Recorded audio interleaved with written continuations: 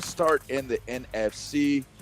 Big old, juicy, old, healthy, just super fat NFC Championship game. We got the 49ers traveling into Philadelphia, the city of brotherly love. Will it be love from the brothers, or will it be a whole lot of hate? And it's been a great conversation. First and foremost, Plex. I got an opportunity to see Plaxico and Beach in his hometown. We did some good work in the community this week. How y'all doing, man? How's everything going? Man, can't complain. Once again, we back to this normal weather. Wake up, feeling real good. Yeah. There you go. There you go.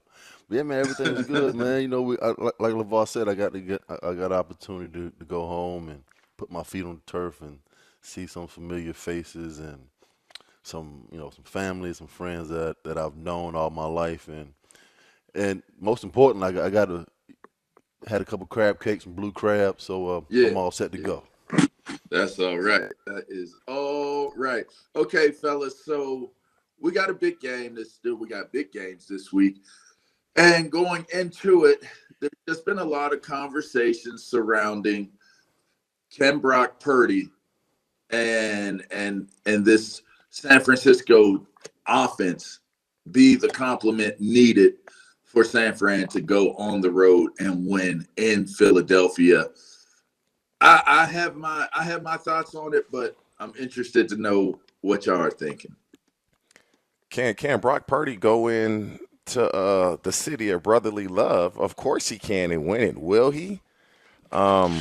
I'm sure we're gonna do up on game, down on game, and I'll let you know what I really think about that game.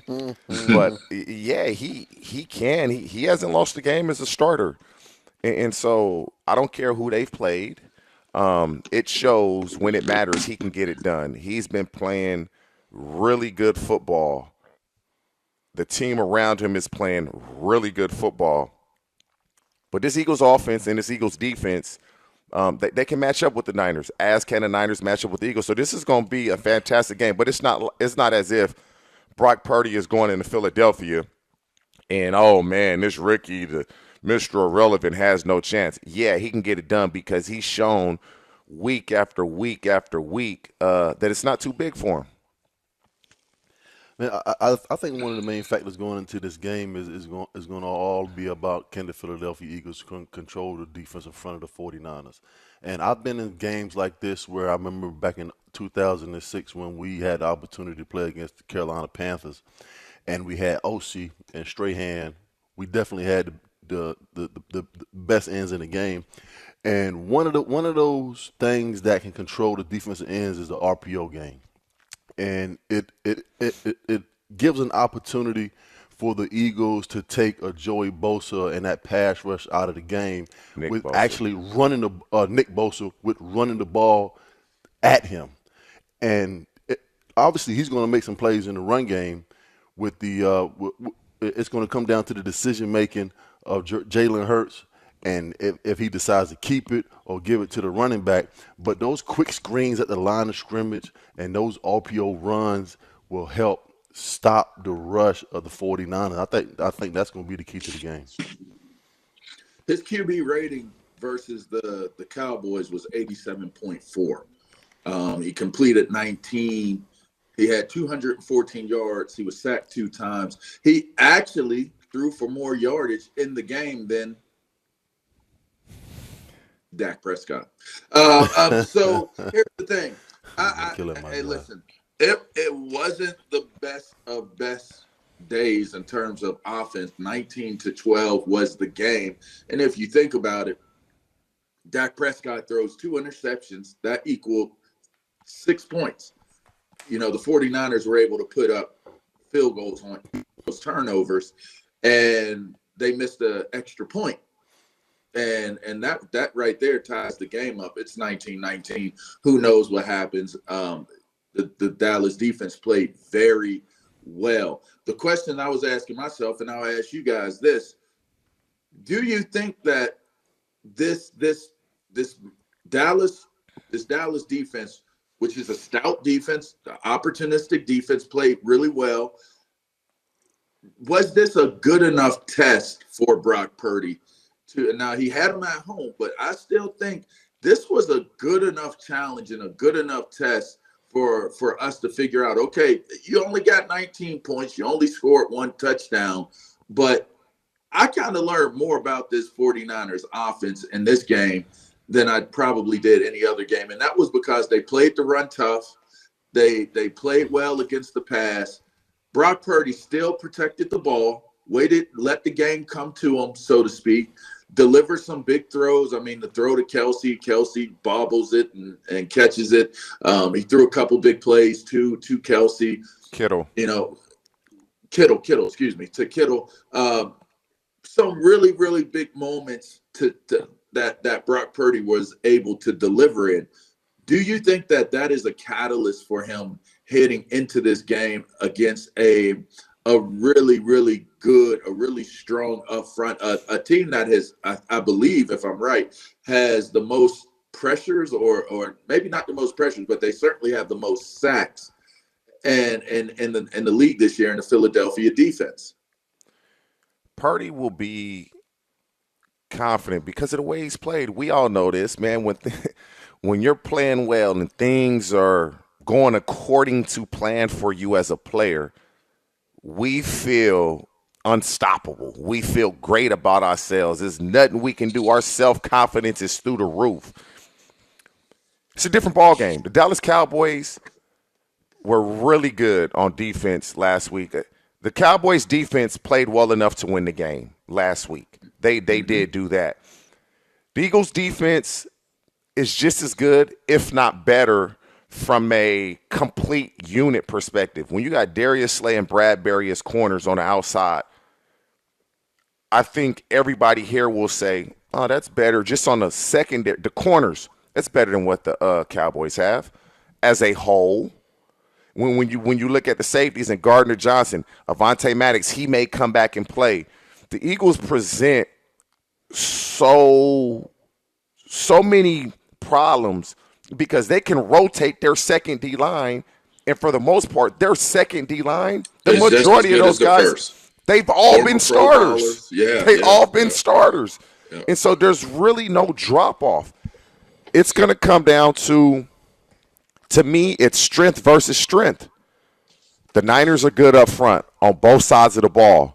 The Eagles are good up front on both sides of the ball. Strength on strength, who's going to win that matchup? That to me is what it's going to boil down to.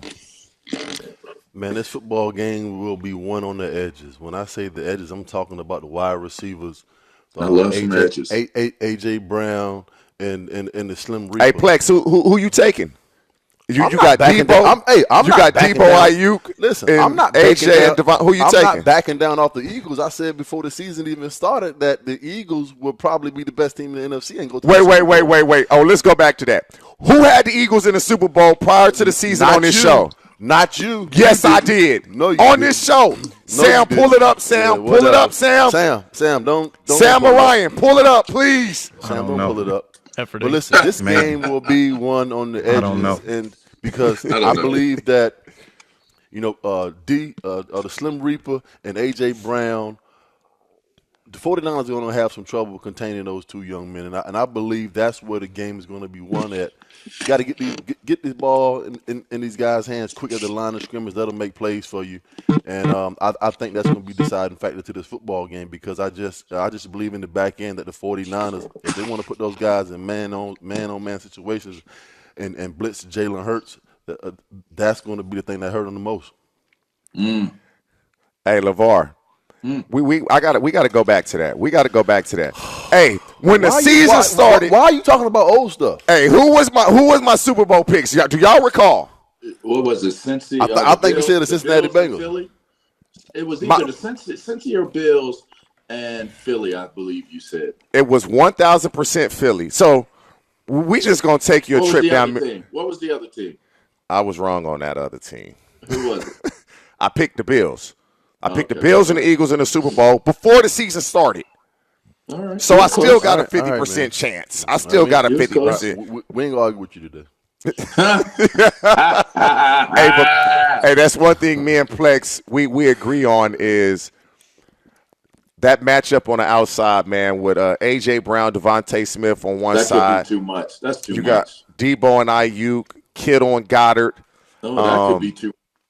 McCaffrey, Miles Sanders. It's gonna be who can win those one-on-ones, but they don't really. Neither team really plays a ton of man. They play single high at times, which can turn into one-on-one, but they rely on that pass rush, getting there, and soft coverage on the back end, having 7 guys deep in coverage and rushing forward. That's why the ball has to come out quick. If you're the Philadelphia Eagles and you want to try to alleviate that pass rush, the ball has to come out quick. Hey, Plex, let me ask you this. Well, this is really LaVar. So in everybody's estimation, Lane Johnson and Trent Williams are the best 2 pass blocking tackles in the National Football League. Do they move Bosa now to the other side to go against the left tackle, Jordan Mailata? Because you would assume Lane Johnson is going to hold his own. Yeah, they move Bosa around. They move Bosa around, but Bosa's good enough to work with Trent. They going dance now. Wait. You think Nick Bosa can create pressure against Lane Johnson? Yes. I think he can do it. He can create pressure anywhere. Yeah, I don't know about that. Middle linebacker, stand up, defensive end. You can put him anywhere on the football field. Yeah, they'll stunt him. They'll do some different things to try to create some space. Them linebackers be flying through there as well. It's just going to be a matter of can they handle the stunts that come their way and the dog blitzes that may come their way. I think that's going to be the biggest thing. Yeah, it's going to be the biggest thing for San Fran is if they can handle, for Philly, if they can handle what's going on with Bosa now. With Trent, which obviously Trent isn't going against his own teammate, but when you're talking about him going up against that Philly offensive front, yeah, I think he'll be able to do it. And as far as what's going on with the defensive front with Sweat and all of those guys on Philly's end, they'll be able to generate. There's going to be pressure in this game. Oh, just for sure. And just keep in mind the one guy that is equipped to handle pressure the best and has shown it all year has been Jalen Hurts, and that could very well be the difference in the football game this weekend.